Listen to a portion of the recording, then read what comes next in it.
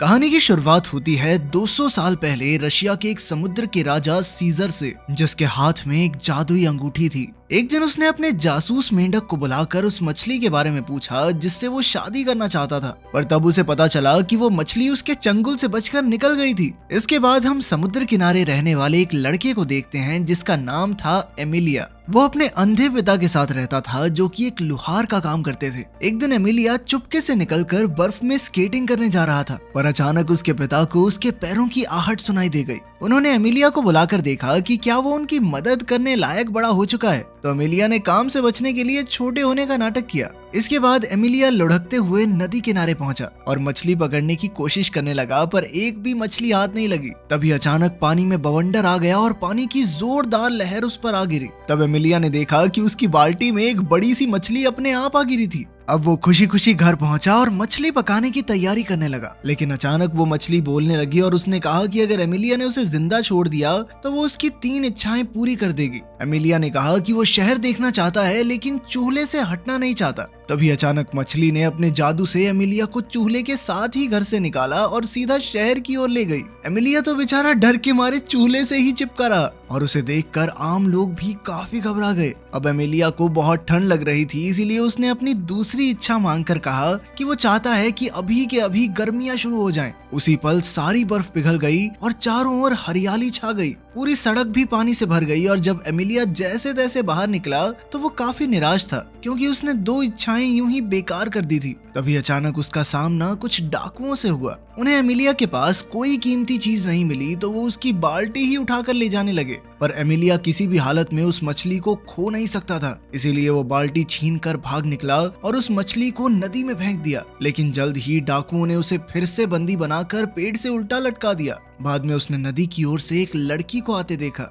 उस लड़की ने एमिलिया को आजाद किया तो वो भागकर उस मछली को ढूंढने के लिए नदी के पास गया, लेकिन अफसोस कोई फायदा नहीं हुआ। तब उस लड़की ने अपना नाम वेसिलिसा बताया और उसकी आवाज सुनते ही एमिलिया पहचान गया कि यही वो मछली है। अब एमिलिया ने उसका स्कार्फ चुरा लिया ताकि वो भाग न सके और अपनी तीसरी इच्छा मांगने को तैयार हो गया। उसने कहा कि वो रशिया के राजा जार की बेटी राजकुमारी अनीसा से शादी करना चाहता है। उधर शाही महल में राजकुमारी अनीसा इंग्लैंड के राजकुमार लॉर्ड रॉथमैन के साथ थी। रॉथमैन उसे तरह तरह की बेशकीमती तोहफे देकर खुश करने की कोशिश कर रहा था। उसने राजकुमारी को एक ऐसा बाजा दिखाया जिसे अंदर से एक बौना आदमी बजाता था और सबको लगा कि ये अपने आप बज रहा है। जल्द ही एमिलिया और वासालिसा भी जार के महल में आ पहुंचे और उनकी बातें सुनने लगे। तब जार ने रॉथमैन को नीचा दिखाने के लिए कहा कि ये बाजा तो कुछ भी नहीं है, उसके पास तो एक ऐसी बिल्ली है जिसका गाना सुनते ही लोग खुद ब खुद नाचने लगते हैं। ये सुनकर रॉथमैन ने कहा कि वो भी ऐसी बिल्ली देखना चाहता है। तभी अचानक एमिलिया कूदकर वहां आया और उसने कहा कि वो इस जादुई बिल्ली को पकड़कर ला सकता है, लेकिन बदले में राजकुमारी अनीसा को उससे शादी करनी होगी। ये सुनकर राजकुमारी हैरान रह गई, पर जार उसकी बहादुरी देखकर बहुत खुश हुआ और वो एमिलिया की शर्त मानने के लिए राजी हो गया। अब एमिलिया उस बिल्ली की खोज में निकल पड़ा, पर वासालिसा ने उसे समझाया कि उस बिल्ली को पकड़ना इतना आसान नहीं होगा। जब भी उसे कोई इंसान मिलता है तो बिल्ली उसे अपनी पसंद का गाना चुनने को कहती है। अगर वो बिल्ली दुख भरा गाना गाती है तो वो आदमी वहीं रो रो कर मर जाता है, और अगर बिल्ली खुशी वाला गाना गाती है तो आदमी अपने आप नाचने लगता है और तब तक नाचता रहता है जब तक उसकी मौत ना हो जाए। लेकिन एमिलिया फिर भी पीछे नहीं हटा और जल्द ही वासालिसा के साथ घने जंगल में पहुंचा। आखिरकार वो काफी मुश्किल रास्ते पार करते हुए उस बिल्ली तक आ पहुंचा। बिल्ली ने उसे गाना चुनने को कहा तो एमिलिया ने दुख भरा गाना चुना। जब बिल्ली ने गाना गाया तो अचानक एमिलिया भी उसके साथ गाना गाने लगा, क्योंकि ये वही गाना था जो बचपन में उसकी माँ उसे सुनाया करती थी। जब बिल्ली ने देखा कि एमिलिया को इस गाने से कोई फर्क नहीं पड़ा तो वो रोने लगी और अंत में एमिलिया के साथ चलने को तैयार हो गई। वहीं दूसरी ओर वासालिसा को सीजर का जासूस मेंढक मिला। मेंढक ने उसे बताया कि शादी की सारी तैयारियां हो चुकी हैं। ये सब सुनकर एमिलिया को कुछ समझ नहीं आया तो वासालिसा ने उसे बताया कि एक बार सीजर ने उसे शिकारी के जाल से बचाया था, इसलिए वेसिलिसा पर उसका कर्ज है और अब सीजर बदले में उससे शादी करना चाहता है। खैर फिर वो जल्द ही शाही महल पहुंचे, जहां लॉर्ड रॉथमैन शादी के लिए राजकुमारी अनीसा का हाथ मांग रहा था, पर तभी एमिलिया बिल्ली के साथ अंदर घुस गया। जल्द ही बिल्ली ने गाना बजाना शुरू किया और सब लोग अपने आप नाचने लगे। तब जार ने उसे बिल्ली को कहीं दूर ले जाने का हुक्म दिया वो एमिलिया की बहादुरी से काफी प्रभावित था, लेकिन अब राजकुमारी शर्त के मुताबिक एमिलिया जैसे एक आम इंसान से शादी नहीं करना चाहती थी। इसीलिए उसने एमिलिया को एक और जोखिम भरा काम देने का फैसला किया। फिर रात को राजकुमारी अपनी माँ जरीना की आत्मा से मिली तो जरीना ने उसे एमिलिया के लिए एक बेहद खतरनाक काम बताया। फिर अगली सुबह लॉर्ड रॉथमैन अपने इंग्लिश जूसर से जार को खुश करने की कोशिश कर रहा था। इसके अंदर भी एक बौना आदमी था जो फलों और सब्जियों का जूस बनाकर बाहर निकालता था, और इस अनोखे जूसर को देखकर जार तो काफी हैरान था। और तभी अनीसा ने वहां आकर अपनी अगली शर्त रखी। उसने कहा कि उसे एक जादुई कपड़ा चाहिए जिसे टेबल पर रखते ही कोई भी खाने की चीज उसी वक्त हाजिर हो जाए। फिर जार ने एमिलिया को बुलाकर उसे एक कपड़ा ढूंढने का जिम्मा सौंपा। जल्द ही एमिलिया और वेसिलिसा इस कपड़े की तलाश में निकल पड़े। तब रास्ते में वेसिलिसा ने उसे बताया कि ये जादुई कपड़ा 2 भाइयों के पास है। फिर कुछ देर बाद वो एक छोटी सी झोंपड़ी पर रुके और वहाँ रहने वाले बाबा से थोड़ा खाना मांगा। तब बाबा ने उन्हें थोड़ा सा खाना देते हुए कहा कि इस बार फसल अच्छी नहीं हुई, इसलिए उसके पास खाने के लिए ज्यादा कुछ नहीं है। ये सुनकर एमिलिया को बहुत बुरा लगा, पर वेसिलिसा ने बाबा और उसकी पत्नी की वफादारी की तारीफ करते हुए कहा कि वो दोनों एकदम सुई और धागे की तरह हैं, जो एक दूसरे को पूरा करते हैं। इसके बाद काफी देर चलने पर वो पत्थरों के शहर में पहुंचे, जहाँ 2 आदमी लगातार खाते ही जा रहे थे। वो दोनों इस तरह खा खा कर जिंदगी से तंग आ चुके थे और चाहते थे कि काश कोई आकर ये कपड़ा ले जाए। तब एमिलिया ने उनके पास जाकर कपड़ा चुराने की कोशिश की, पर दोनों भाइयों ने उस पर नारियल फेंक कर उसे बेहोश कर दिया। फिर वेसिलिसा ने जाकर उनसे पानी मांगा,